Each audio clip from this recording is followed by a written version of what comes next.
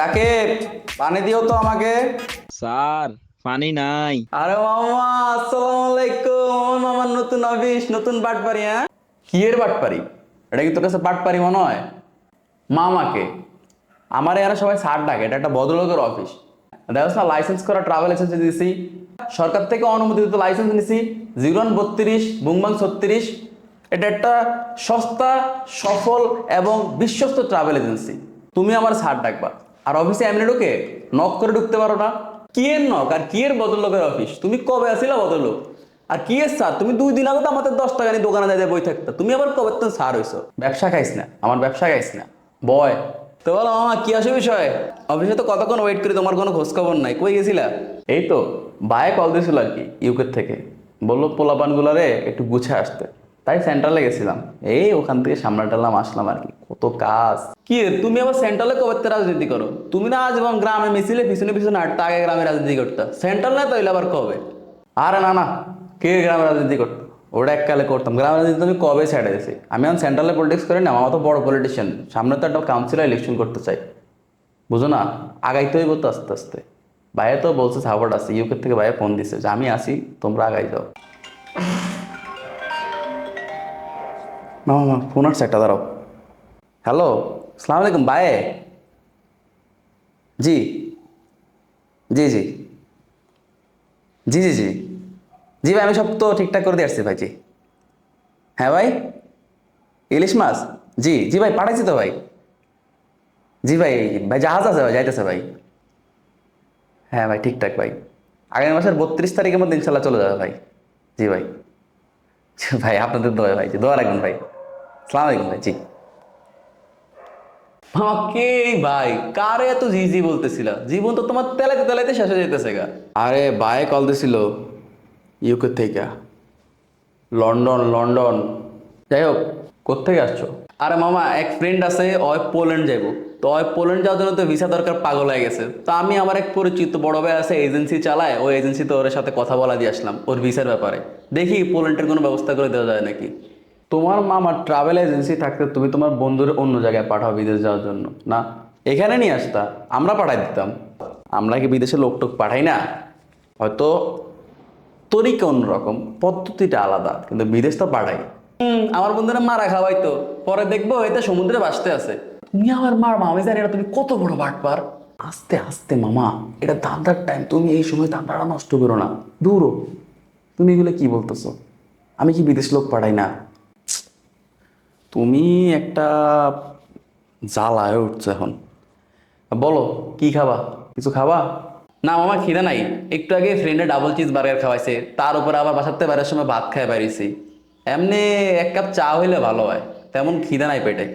বস কি মামা, তোর এটা কি পেট না বাংলাদেশ ব্যাংক? যতই ঢুকাস খালি কইমা যায়, আরো চাস। কেমনে ডিবাস এত? আর ডিবাস যদি যায় কই? কামিং। আসসালামু আলাইকুম। আসবো? আসেন। বলেন। স্যার আমি একটু আমেরিকা যেতে চাই স্যার, আমাকে একটু আমেরিকা পাঠাবেন? শুনলাম আপনারা নাকি কম খরচে আমেরিকা পাঠায় দেন, আপনাদের পদ্ধতিতে আমি একটু আমেরিকা যেতে চাই ভাই। বুয়া বুয়া জানগা জানগা।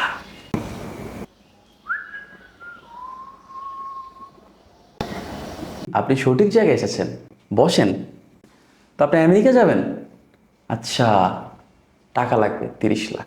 শুনেন, আপনাকে প্রথমে ইন্ডিয়া যেতে হবে, আমরা আপনাকে ইন্ডিয়া পাঠিয়ে দেব।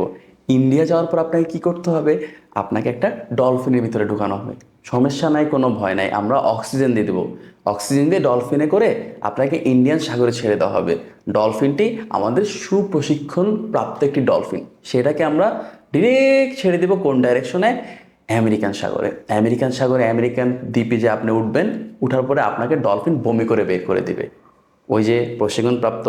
পর আপনি বের হবেন, বের হয়ে আপনি বলবেন কোথায় আছেন। হতাশা হওয়ার কোনো কারণ নাই, ওখানে আমাদের লোক থাকবে যে আপনাকে একটা ম্যানুয়াল খুলে দেবে। একটু তো কষ্ট করতে হবে, আমেরিকা যেতে হলে ময়লার ট্যাঙ্কিতে ঢুকতে হবে, ময়লার ট্যাঙ্কিতে সাঁতার কেটে আপনাকে যেতে হবে কোথায়? আরেকটা ম্যানুয়ালে, ওটা ঢাকনা খুলে আপনি দেখবেন জেলখানা। ভয়ের কোনো কারণ নাই।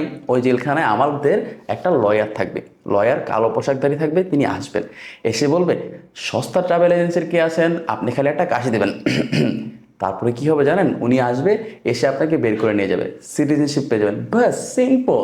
শুধু আপনাকে 15 লাখ টাকা অ্যাডভান্স করতে হবে, 50%, 15 লাখ। 15 লাখ টাকা, জাস্ট ইন্ডিয়া, ডলফিনে ঢুকবেন, আমেরিকা, টাকা আর টাকা। এই রাকিব, ভাইকে চা দাও 1 কাপ।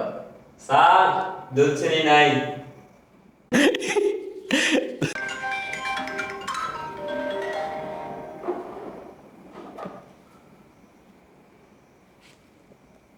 হ্যালো, আসসালামু আলাইকুম।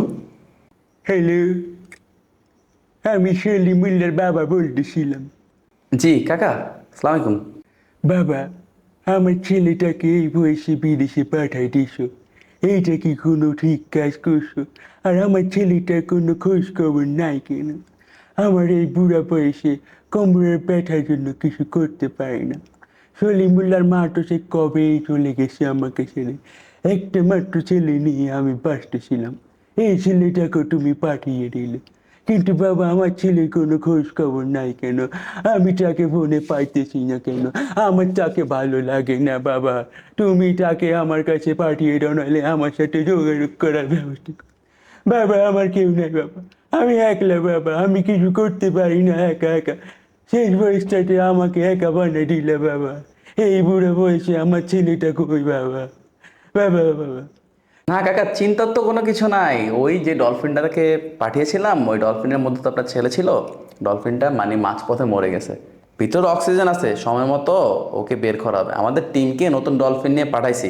আব্বা, আমি কনে, আমি বাড়ি যাব, ডলফিনের পেটে আর ভালো লাগতেছে না। ওই ডলফিনে করে ওকে পৌঁছায় দিবে আমেরিকা, সমস্যা নাই। আপনার ছেলে আমেরিকা যাবে, কোনো সমস্যা নেই কাকা। ঠিক আছে বাবা, তুমি আমাকে জানাইও বাবা, তুমি আমাকে জানাইও আমার ছেলে পৌঁছালে। জি কাকা, ধোয়া রাখবেন কাকা, জি আপনাদের দোয়াই তো আমার এজেন্সি। হ্যালো বাবা, হ্যালো হ্যালো, কেটে দিল নাকি? আজকালকার পোলাপানগুলা মুখের উপরে বেয়াদবের মতো কেটে দেয়, কাটার সময় সালাম দেয় না। আল্লাহ দুনিয়া কই চলে গেছে, এই গজব আসার আগে আমাকে উঠবে না আল্লাহ। আমার ছেলে, আমার ছেলে, বাবা তুই ফিরে আয়, বাবা তুই ফিরে আয় আমার কাছে বাবা, আমার কেউ নাই, আমি একা বাবা, বাবা তুই ফিরে আয় বাবা। জি, তো যেখানে ছিলাম আমরা, ডলফিন। চাষা আপন পরাণ বাসা রে। ভাই কই যেতেছেন ভাই? এ রাকিব, বান্দর আটকাও। স্যার কি দিয়া বাবু দৌড়ি তো নাই। তুই মরে যা। মামা, ঘুমের লাইটটা কাটতেছে না, চলো চা খাই আসি। যাবা চা খাইতে? চলো মামা, গফুর মিয়ার দোকানে চা ভালোই হয়, ওইখানেই খাই আজকে। অন্য কোথাও ভালো লাগে না চা খাইতে। গফুর ভাই করে কিপটামি এখন, দুধ চিনি কমায় দেয়। বিয়ে করছে তো নতুন নতুন। এটা কি বাইক ইউজ করো মামা, এই বটবডি নিয়ে এখনো চলো? মানুষে দেখলেই তো বুঝবো তুমি বুয়া।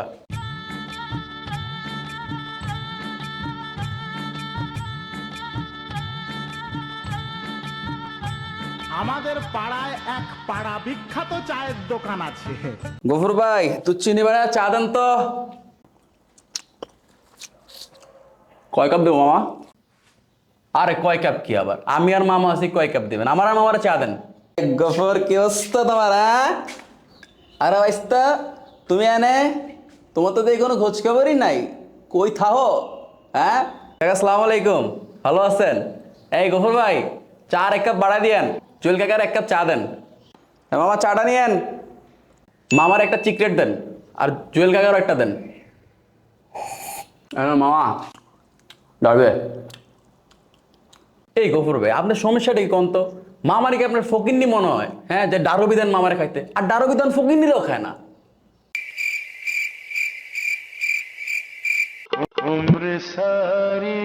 না, মাঝে মধ্যে কেউ কেউ খায়, কিন্তু সবাইকে তাগা মতো ফকিন্নি নাকি? এডা মামা নাকি? জি কাকা, মামা। বললাম কি, বিদেশ টিদেশ নাকি লোকটোক পাঠান, কই এলাকায় কোনো খোঁজ খবরই পাই না আপনাদের। কোন দেশে পাঠান, ধান্দা কি সঠিক না ওইটা? হ্যাঁ জি, আমি তো আসলে বিদেশে লোক পাঠাই। আর আজকে নিউজ আসলো যে আমি 12 জনকে পোল্যান্ডে পাঠাতে পারবো। খারাপ না, রেস্টুরেন্টে চাকরি। এমনি শুরুতেই বলছে যে মাসে $1200 দিবে। চলতেছি ভালো আপনাদের দোয়ায়। অফিস কোথায় করতেছেন? অফিস তো আমার আসলে দুইটা, একটা গুলশানে আছে আর একটা দিল্লিতে। দিল্লিতে খুব কম যাওয়া হয়, মাঝে মাঝে যাই। গুলশানে আর কি বেশি যাওয়া হয়। দিল্লিতে গেলে ভাগিনাকে নিয়ে যায়। আরে মামা, অফিসে চলো তো, লোকজন তোমার জন্য বসে আছে। আর কতক্ষণ চায়ের আড্ডা দিবা? চা খেয়ে আড্ডা দিলে চলবে? মামু বাগিনা মিলাই কি এখন তাহলে গুলশানের অফিসে যাবেন? আমগুলো একটু নিয়ে যান, আমরা একটু দেখি আপনার অফিসটা। আর নাকি, আর আমরা তখন যাবো দিল্লি যাব। একটু পর ফ্লাইট তো, আমরা এখন একটু উঠে যাব। হ্যাঁ, দিল্লি যাব, ভাগিনাকে নিয়েই যাচ্ছি।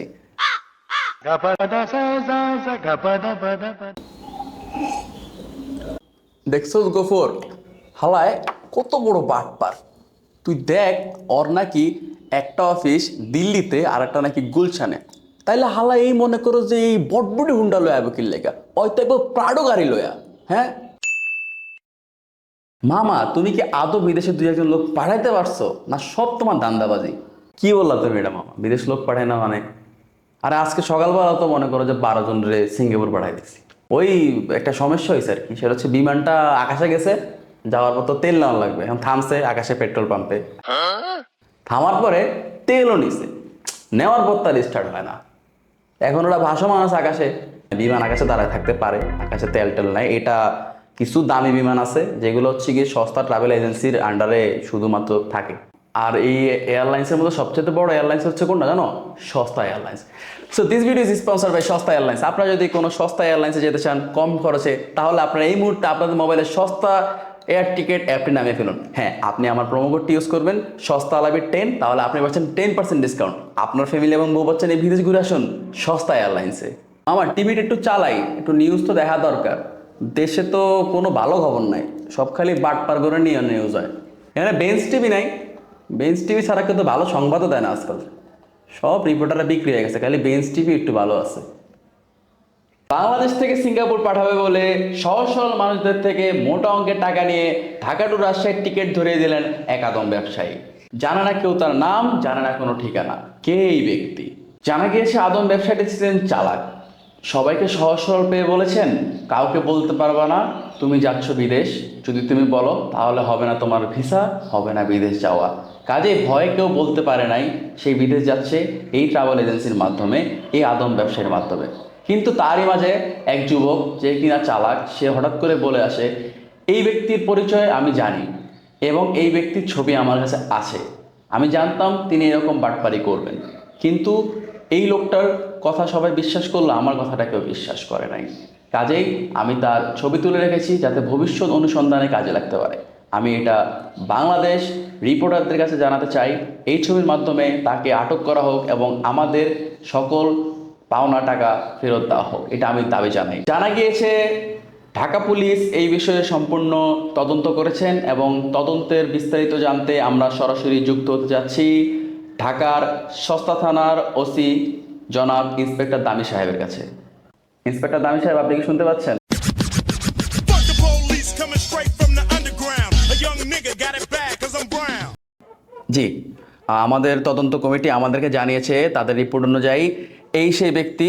দেখে রাখুন তাকে, যেখানেই পাবেন ধরিয়ে দিন পুলিশের কাছে। তাকে যদি ধরিয়ে দিতে পারেন তাহলে আছে আপনাদের জন্য 10 লক্ষ টাকা পুরস্কার। দেখে রাখুন তাকে। মামা তুমি তো ধরা, আমি তো লাখপতি হয়ে গেছি। মামা, মামা, কফি লাগি কেউ আসেন দে। আসসালামু আলাইকুম। একটু জানতে চাচ্ছিলাম আপনারা নাকি ইতালি পাঠান, বিদেশ যাওয়ার ইচ্ছা হচ্ছিল। তো আমি শুনছি কি আপনারা নাকি 16 লাখ টাকার ভিসা 6 লাখ টাকা করিয়ে দেন। আমাকে একটু ইতালি পাঠাতে পারবেন? কেউ কি আছে? ধান্দাটা তো খারাপ না, জমজমাট ব্যবসা। মামা তো পলাইছে, আমি চালাই। জি ভাই, আপনি সঠিক জায়গায় এসেছেন। আমি এই এজেন্সির মালিক এবং আমরাই আপনাদেরকে ইতালি পাঠাবো 16 লাখ টাকার ভিসা 6 লাখ টাকায়। খুবই উপকার হবে। ইতালি যাবো, পিজা খাবো, পাঠায় দেন আমাকে। বিষয়টা হচ্ছে কি, আপনাকে পাঠানো হবে হাঙ্গরের পেটে করে। হাঙ্গরের পেটটা খালি আছে। আপনারা যদি যেতে চান হাঙ্গরের পেটে করে, তাহলে যেতে পারেন 16 লাখ টাকার বদলে 6 লাখ টাকা ইতালি। কি যাবেন? হাঙ্গরের পেট কিন্তু খালি আছে। বাবা তোমরা এই চ্যানেলটাকে সাবস্ক্রাইব করে দিও, ভিডিওটাকে লাইক করে দিও, ভিডিওটা শেয়ার করে দিও। আর এরকম মুরব্বীদেরকে যদি সাপোর্ট না করো তাহলে কি করবা? সাবস্ক্রাইব করে আমাকে সাপোর্ট করো। কোমরে খুবই ব্যথা বাবা, তোমাদের সাবস্ক্রাইবের টাকা দিয়ে ওষুধ খাবো। দোয়া করবো, ভালো থাকো। কি থাম্বনেল থেকে চিন্তা করতেছেন এজেন্সিতে 16 লাখ টাকার ভিসা কেমনে 6 লাখ টাকা বাড়ায়? হাঙ্গরের পেট খালি আছে, যাবেন? ভিসা করে দিব। সাবস্ক্রাইব করেন, তাহলে সুযোগ পাবেন হাঙ্গরের পেটে করে 6 লাখ টাকা ইতালি।